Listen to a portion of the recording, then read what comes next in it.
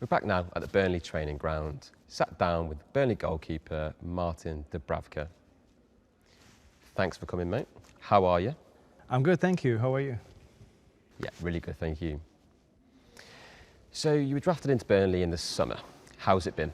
It's been positive. I spent almost 8 years in Newcastle, so obviously not easy to move, especially when you have a family, but it's a new challenge, new adventure for me, so excited. Also new tactics. So you've got Scott Parker, who's the gaffer here. You being in the team now, has he asked you to change certain things, or do you feel that you've adapted quite well into this regime? Every manager is different. Eddie Howe has a different style. Scott Parker's got a different style. I had different managers as well before in Newcastle. So you have to adapt. But this is not new for me. I'm an experienced player. So I'm just trying to be part of the team who is playing in a certain way.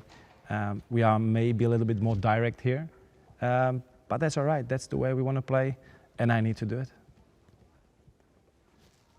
So Scott Parker's style, what is it? So you're saying it's more direct compared to how you were at Newcastle? Yes, it's more direct. If you look at it from my point of view and from my side, in Newcastle we try to play a little bit more from the back, in a build-up shape.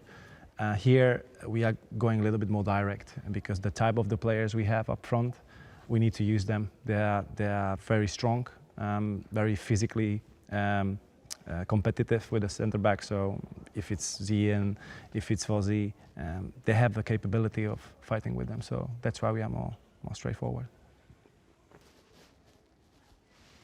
So in the last 7 years, the evolution of the goalkeeper has changed massively. What's your view on that? I think whole football changed, not only keepers. Football is more like to being a good athlete now. If you have a speed as an outfield player, you have massive advantage. As a goalkeeper, if you are capable to play from the back as an extra player, that's an advantage. So as a keeper, you need to improve your skills. Over the career, I try to play, so be more like outfield players. But again, it depends what team you're playing. So your father and grandfather were both goalkeepers.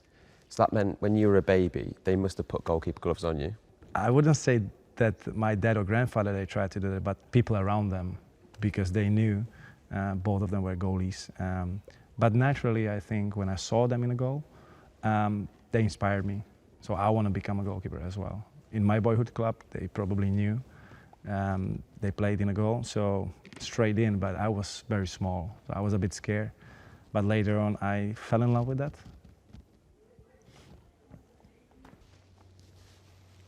I did read before that you were quite good at ice hockey.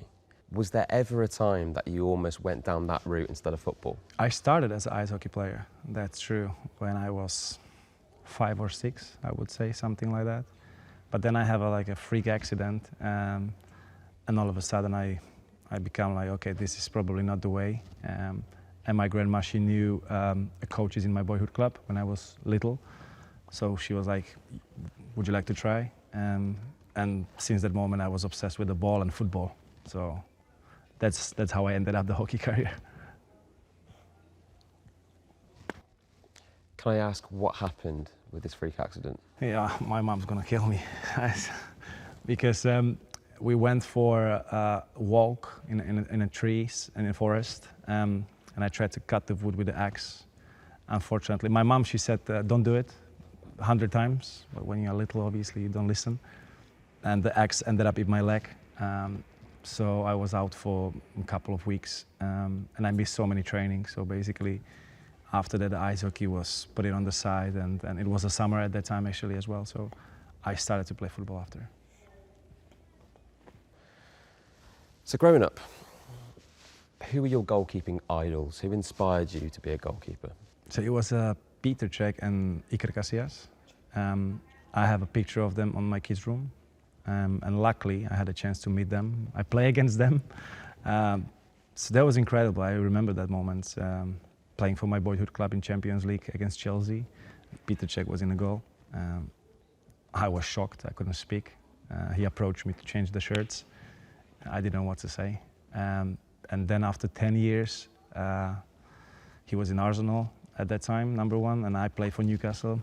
And I asked him if he remembered, and he remembered that moment. So it was one of my best moments of my life, because you have a picture of your idol on your doors, and all of a sudden you have a chance to meet him. And with Iker Casillas, it was probably even more intense, because he was the role model for me.